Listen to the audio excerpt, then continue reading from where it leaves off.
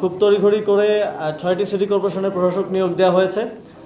আমরা যদি একটু প্রেক্ষাপটটা বলি, এই ধরনের নিয়োগ দেওয়ার কোনো বিধিবিধান গণঅভ্যুত্থানের পূর্বে ছিল না।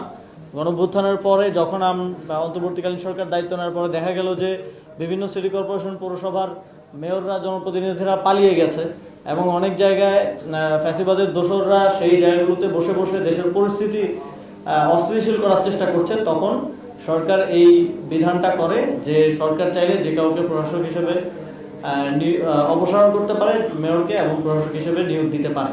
কিন্তু অন্তর্বর্তীকালীন সরকার সঙ্গত কারণেই এই আইন থাকা সত্ত্বেও তার কিন্তু ব্যবহার করা হয়নি। শুধুমাত্র এক জায়গায় সেটা ব্যবহৃত হয়েছে, আর কোথাও সেটা ব্যবহৃত হয়নি। সঙ্গত কারণেই আমরা গণতন্ত্রকে মূল্যায়ন করতে চেয়েছিলাম এবং সেখান থেকে স্থানীয় সরকার নির্বাচন দেওয়ার এক ধরনের সদিচ্ছা থাকলেও রাজনৈতিক নানা ধরনের বাস্তবতা আপনারা জানেন সেটা দেওয়া সম্ভব হয়নি।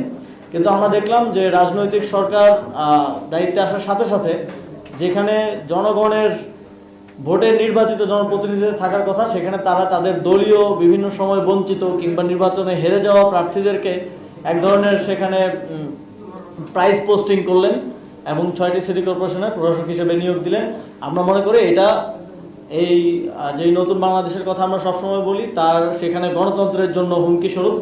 এবং আমরা মনে করি যে দীর্ঘ 1.5 বছরেরও বেশি সময় ধরে স্থানীয় সরকার প্রতিষ্ঠানগুলো জনপ্রতিনিধি শূন্য এবং এর ফলে দেশের জনগণকে প্রত্যেকটা ছোট ছোট কাজে নাগরিক সেবার ক্ষেত্রে ভোগান্তির শিকার হতে হয়।